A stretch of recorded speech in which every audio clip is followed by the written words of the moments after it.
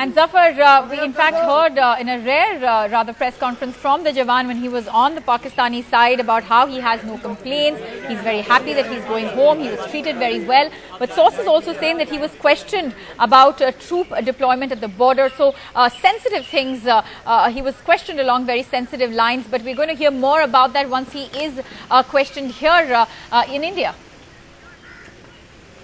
Well, that's right. We'll get more clarity what has happened. Remember, when he was in Pakistan, he was in the custody of the Pakistani forces, and there he was presented before the Pakistani media. He did say that he was taken good care of and he was treated well. Obviously, that would have been the case. But the questions that you were asking, that he was taken to a military camp where Pakistan military and ISI had tried to extract information from him about the locations and the deployment of the Indian border forces and about other important things which are very confidential.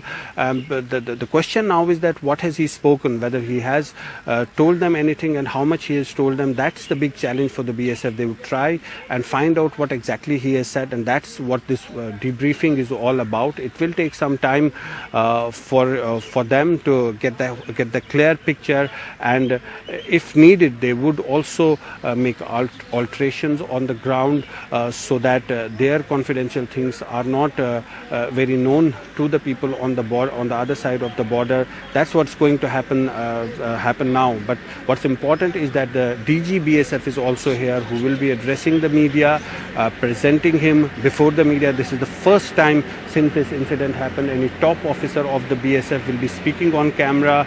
They've been very tight-lipped. As you can see, they've just brought in that boat also, it had gone from the Pakistani side. So obviously the boat would have gone into the Pakistani side from the Chenab River when he was washed away. Now the Pakistanis have returned the boat, and the BSF has just got it back. So all the things that were in Pakistan have been sent back. Some say it's a goodwill gesture. Obviously, this was going to happen once Pakistanis were very clear that it was a BSF Jawan who had strayed. There was no other motive behind it. But then the big question is that since this is a volatile border, we've seen so many ceasefire violations and infiltration attempts happening here. Will there be any change on that? That's the big question. Of late, there have been many ceasefire violations. Earlier on, there were more ceasefire violations along the LSC, but now we're seeing ceasefire violations along the international border, and particularly in these sectors, RS Pura and Akhnur.